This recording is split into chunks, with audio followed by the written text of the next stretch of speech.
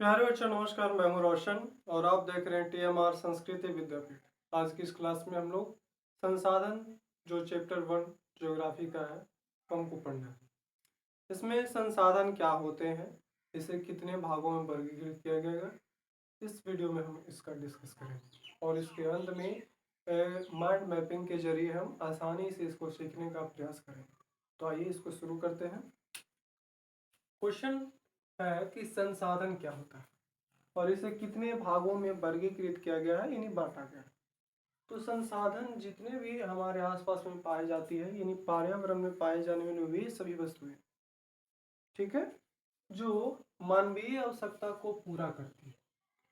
यानी कि सुबह से शाम तक जिन जिन वस्तुओं का हम प्रयोग कर रहे हैं वो सारा का सारा एक संसाधन है। हम और आप एक दूसरे से एक संसाधन के जरिए जुड़े हुए हैं, जो है मोबाइल नेटवर्क और इन सभी के माध्यम से। क्लियर है? हमारी वॉइस आपके पास जा रही है, हमारी वीडियो अब तक जा रही है, तो एक प्रकार का संसाधन का जरिया है, ठीक है, जो संचार माध्यम कहलाती है। तो आज हम लोग पढ़ रहे हैं कि पर्यावरण में पाए जाने वाली प्रत्येक वस्तुएं, चाहे वो जैविक हो या भौतिक हो, इन सारी के सारे वस्तुएं संसाधन कहलाती है। संसाधन को मुख्यतः 4 आधारों पर बांटा गया है। इन सारे संसाधनों को 4 आधारों पर बांटा गया है, जो हम लोग बारी बारी से देखेंगे, ठीक है। सबसे पहले उत्पत्ति के आधार पर कि किसी वस्तुओं का उत्पत्ति किस प्रकार से होती है, उसके आधार पर है जैव और अजैव। जैव यानी जीवित प्राणियों का संग्रह और अजैव यानी निर्जीव वस्तुओं का संग्रह या निर्जीव प्राणियों का संग्रह। समझ में आ रही है? नेक्स्ट है उपयोगिता के आधार पर। उपयोग करने के बाद कैसी स्थिति में रहेगी, खत्म हो जाएगी या फिर वो बच जाएगी, उसको पूरा पुनः प्राप्त किया जा सकता है या नहीं प्राप्त किया जा सकता, इन आधारों पर हम उसको देखेंगे। जिसमें है सबसे पहला नवीकरणीय। नवीनकरणीय करने का मतलब ये हो कि जिसको हम नया कर सके यानी फिर से प्राप्त कर सके किसी विधियों द्वारा, वह संसाधन जिसको पुनः प्राप्त किया जा सके वो नवीकरणीय संसाधन हो।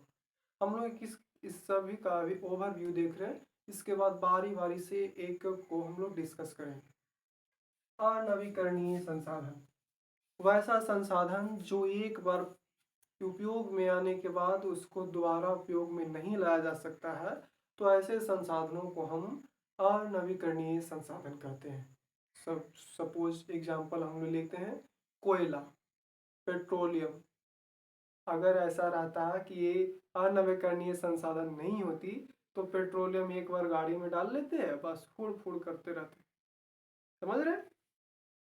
उसके बाद है स्वामित्व के आधार पर। स्वामी यानी मालिक, मालिक के आधार पर बोलने का मतलब व्यक्तिगत है, सामुदायिक है, राष्ट्रीय, अंतरराष्ट्रीय।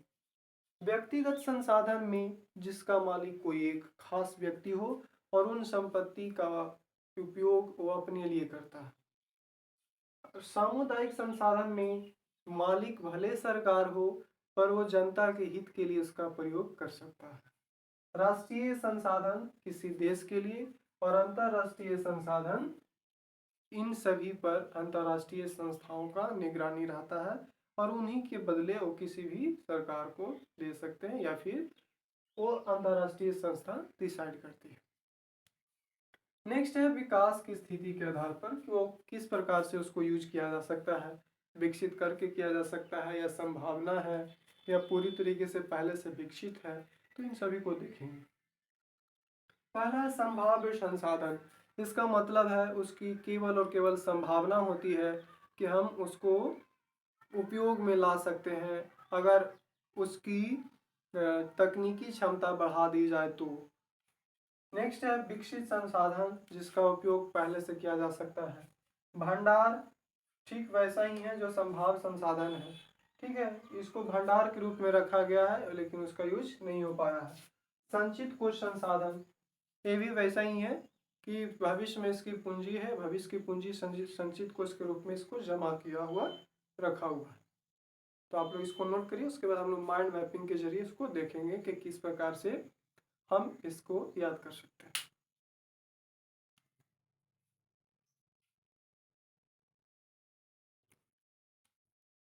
तो अब हम लोग माइंड मैपिंग के जरिए देखेंगे कि संसाधन क्या होता है। हालांकि उतने में आपको याद हो जाना चाहिए, लेकिन फिर भी एक नई प्रयास, ठीक है। तो संसाधन सबसे पहले आपको जब भी याद हो जाए तो इसी विधि का प्रयोग करना है। संसाधन बीच में लिख लिए और कौन कौन आधार पर होते हैं वो हमको दिमाग में रखना है। सबसे पहले संसाधन का उपयोग हम कर सकते हैं विकास के दृष्टिकोण से, स्वामित्व के आधार पर, या फिर उत्पत्ति और उपयोगिता, ठीक है। उत्पत्ति के आधार पर अभी हम लोगों ने पढ़ा है जैव और अजैव, ठीक है।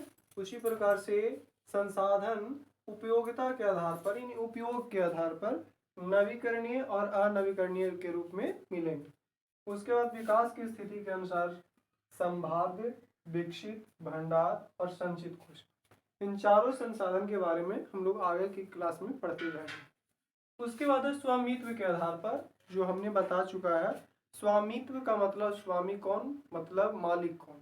तो मालिक के अनुसार कोई खास व्यक्ति रह सकता है, कोई समाज रह सकता है जिस पर नियंत्रण सरकार की होती है, राष्ट्रीय यानी किसी देश के लिए, अंतरराष्ट्रीय यानी पूरे वर्ल्ड वाइड, अर्थात इस पर किसी खास अंतरराष्ट्रीय संस्था का नियंत्रण होता है।